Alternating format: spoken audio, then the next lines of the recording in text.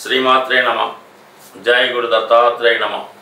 ఈ వీడియోలో మనం మేషరాశి వారికి 2025 సంవత్సరం ఏప్రిల్ నెల మాస ఫలితాలు తెలుసుకునే ప్రయత్నం చేద్దాం. మరి మేషరాశి వారికి ఏప్రిల్ నెల గ్రహస్థితి పరిశీలించినప్పుడు ముఖ్యంగా రాస్యాధిపతిగా ఉన్నటువంటి కుజుడు ఇంచుమించుగా నెల ప్రారంభం నుంచే చతుర్థ స్థాన సంచారం జరుగుతుంది.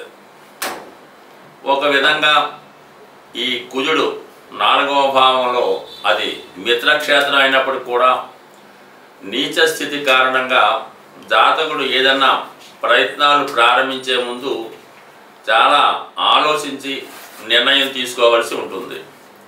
అయితే ఈ మేషరాశి వారికి కుజుడికి అష్టమాధిపత్యం కూడా ఉండి చతుర్థ భావంలో ఉండడం వలన చాలా వరకు ఈ రాశి వారికి స్థాన చలనం తప్పనిసరిగా ఉండే అవకాశం ఉన్నది.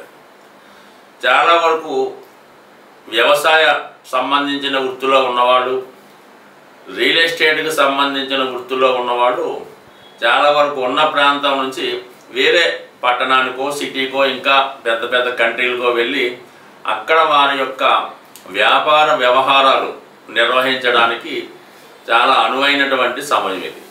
దాంతోపాటుగా మరి ఈ నెలలో ఈ మేషరాశి వారు ఏదో ఒక స్థిరాస్తి కొనే ప్రయత్నాలు కూడా చాలా వరకు నెరవేరే అవకాశం ఉంది. అయితే ఒక చోట స్థిరాస్తి అమ్మి వేరే చోట కొనుక్కోవడానికి ఈ గ్రహస్థితి సహకరిస్తూ ఉంది. అలాగే యాసిడ్గా విద్యార్థులు, నిరుద్యోగులు వారి యొక్క ఉద్యోగ ప్రయత్నాల్లో కంపల్సరిగా వాడు ఉన్న ప్రాంతాన్ని విడిచిపెట్టి వేరే ప్రాంతంలో ఉపాధి అవకాశాల కొరకు వెతకవలసి ఉంటుంది. ఇక వ్యయస్థానంలో ఉన్నటువంటి గ్రహాల స్థితి పరిశీలించినప్పుడు మరి ఈ నెల ప్రారంభంలో సుమారుగా 5 గ్రహాలు 12వ స్థానంలో సంచరించడం జరుగుతుంది. అందులో ముఖ్యంగా రవి 12వ స్థానంలో సంచరించినప్పుడు జాతకుడికి చాలా వరకు బాధ్యతలు పెరగడం జరుగుతూ ఉంటుంది. అంటే ఒక విధంగా పంచమాధిపత్యం అవటం వల్ల పిల్లల యొక్క ఎడ్యుకేషన్ వరకు, వారి యొక్క ఉన్నతి కొరకు, వివాహాల కొరకు చాలా వరకు మనీ ఖర్చు పెట్టవలసి ఉంటుంది. అలాగే రవి తండ్రి కారకుడు అవటం వల్ల తండ్రి గారి యొక్క అవసరాలకు, వారి యొక్క ఆరోగ్య విషయం, జీవనోపాధి వరకు కూడా మీరు కొంత సమయాన్ని, ధనాన్ని వెచ్చించవలసి ఉంటుంది. అలాగే మీ యొక్క బాధ్యతలు కూడా పెరుగుతాయి. అంటే మీ తండ్రి గారు సంబంధించినటువంటి కుటుంబ సభ్యుల యొక్క ఆలన పాలన, వారి యొక్క అవసరాలు చూడటం కానీ వేరే కారణం వల్ల వారు కొంతకాలం మీ మీద ఆధారపడి రావడం కానీ జరగవచ్చు. దాని తర్వాత ప్రభుత్వానికి చెల్లించవలసినటువంటి పన్నులు, ట్యాక్సులు వగైరా సకాలంలో చెల్లించవలసి ఉంటుంది. బట్ ఏదైనా అధికారుల వల్ల, రాజకీయ నాయకుల వల్ల ఒక ఒత్తిడి మాత్రం తప్పనిసరిగా ఏర్పడే అవకాశం ఉన్నది. మరి ముఖ్యంగా శుక్రగ్రహం కూడా వ్యయస్థానంలో ఉండడం వల్ల మరి శుక్రుడు ధన సప్తమాధిపతిగా 12వ స్థానంలో ఉన్నప్పుడు ధనంకి చాలా ఇబ్బందికరమైనటువంటి పరిస్థితులు కనబడుతుంటాయి. అయినప్పటికీ కూడా కుటుంబ సభ్యుల యొక్క అవసరాల కొరకు, అలాగే మీ యొక్క భార్య లేదా భర్త అవసరాల కొరకు మీరు ఏదో ఒక విలువైనటువంటి కానుకలు కానీ, బంగారు వస్తువులు కానీ, ఖరీదైనటువంటి వస్త్రాలు కానీ కంపల్సరిగా కొనవలసి ఉంటుంది.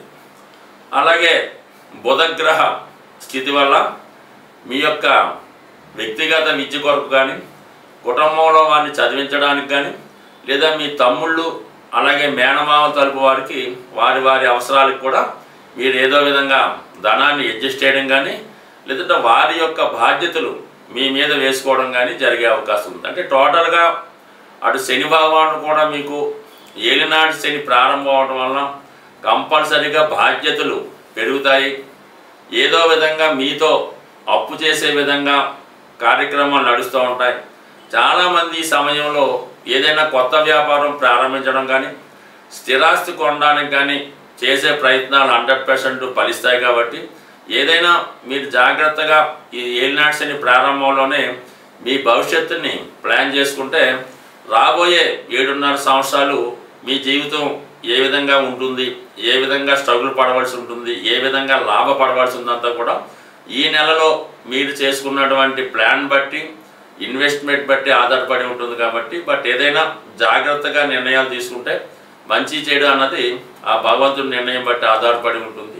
సాధారణంగా గ్రహాలచే పీడించబడుతున్నవారు, ఇబ్బంది పడుతున్నవారు ఆ గ్రహాలకు పరిహారం చేసుకోవడం వల్ల సులభంగా ఆ సమస్య నుంచి బయటపడవచ్చు. అంటే ఇప్పుడు ఈ నెలలో శనిగ్రహం మారుతూ బుధగ్రహంతో కలియడం వల్ల ఈ వ్యాపార వర్గంలో ఉన్న వాళ్ళకి చాలా వరకు వ్యాపారం మందగిస్తుంది. విద్యార్థులు ఎంత చదివినా కూడా చదివింది జ్ఞాపకం రాక పరీక్షల్లో రాయలేకపోతుంటారు. అలాగే చాలా వరకు సరైన నిర్ణయాలు తీసుకోలేకపోవడం వల్ల చాలా వ్యవహారాల్లో నష్టపోవడం జరుగుతూ ఉంటుంది. ఆ కారణం వల్ల బుధుని యొక్క అనుగ్రహం కోసం చాలా సులభం అన్నమాట. బుధుడు తొందరగా అనుగ్రహించే గ్రహం ఇది. విద్యార్థులు లాంటి వాళ్ళు వినాయకుడిని బుధవారం రోజు గరికతో అర్చించి వినాయకుడు సంబంధించినటువంటి 12 నామాలు, 108 నామాలు, సంకటనాశన గణేష్ స్తోత్రం చదువుకుంటే సింపుల్గా అయిపోతుంది.